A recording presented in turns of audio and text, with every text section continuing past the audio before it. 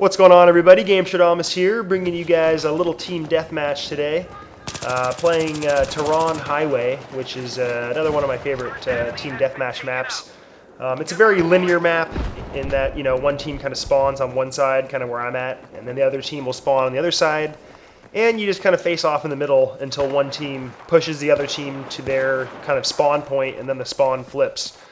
So I did cut up this footage here and there just because the spawn flipped a few times, and I didn't really want to have you guys sit around and watch me run for 20 or 30 seconds. So I kind of narrowed it down to the action parts. But I wanted to go over kind of flanking today, and also kind of rushing to position when the enemy team is not expecting it. I know this is team deathmatch, but this kind of tactic works very well in Rush. Hence why it's called Rush. A lot of times, especially in Rush, for example, if you're on the attacking side and you take the first two objectives, and you are prepared, like in vehicles, to rush to the next 2 points right when they open up, a lot of times, like half of the defending team will be sitting around trying to, camp out and kill you, and you can usually rush and plant like one, if not both, objectives right to start. I've seen that happen way too many times. So you really have to kind of rush back into position so that you get, kind of a good hold on areas.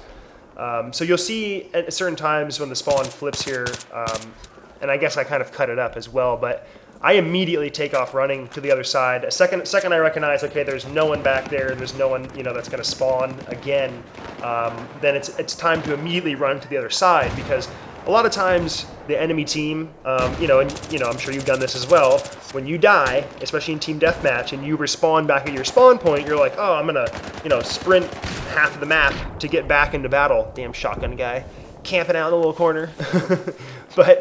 But a lot of people will spawn in their area and kind of run to the middle of the map. Like, okay, I'm not going to see anybody until I get, halfway through the map. But if you rush and you beat them there, you can be in position waiting for them when they're running around trying to get back into battle. And you can really catch a lot of people off guard. You do have to watch being down here on this little street, because there are a lot of snipers that sit back. I was trying to run out here and duck right now to have him miss his shot so that I could pop up and shoot him when he's reloading. Fortunately, I kind of fumbled my ducking. I really like the movement system in this game. I'm gonna be kind of sad going back to play Call of Duty and not being able to duck down really fast and get up and run, or when you duck you can kind of slide back into cover. You can get away with a lot of awesome moves doing that. So keep that in mind. If you're not using the little going prone and all those different things, you can really increase your game by really mastering the movement and staying in cover all the time. So keep that in mind. As you see here, I've kind of immediately taken off for their side. The enemy team's spawning in the back, but they're as I said, rushing up to kind of get in position. So I can kind of flank around here and catch these guys that really are not paying attention. They're like, oh, the other team's way at the end, so I'm gonna camp up here.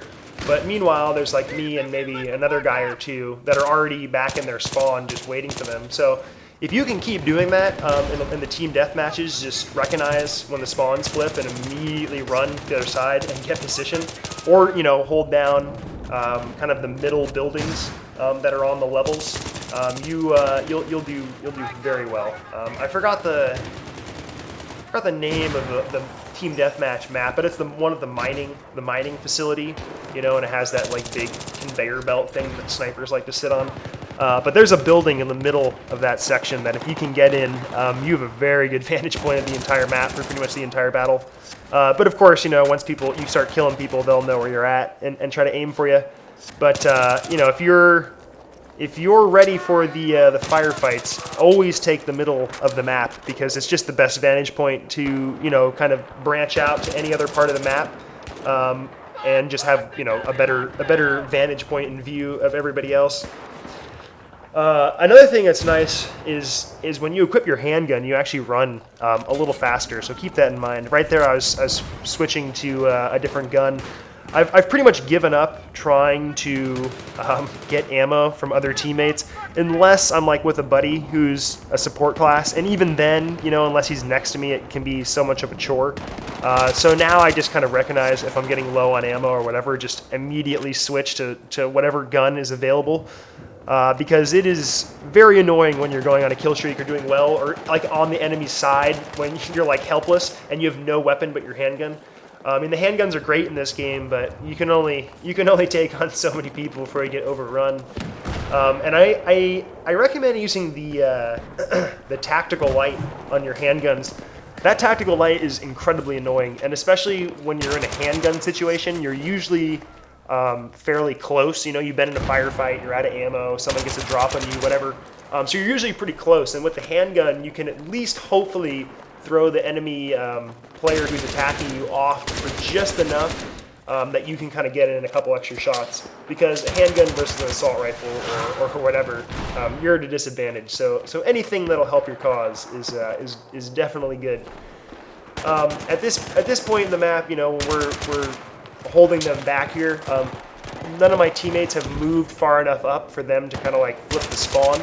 So a lot of people will switch to sniping and sit in the back there. So you really have to be careful in this kind of situation, poking your head out and trying to run back there, because usually there's a bunch of snipers kind of posted up.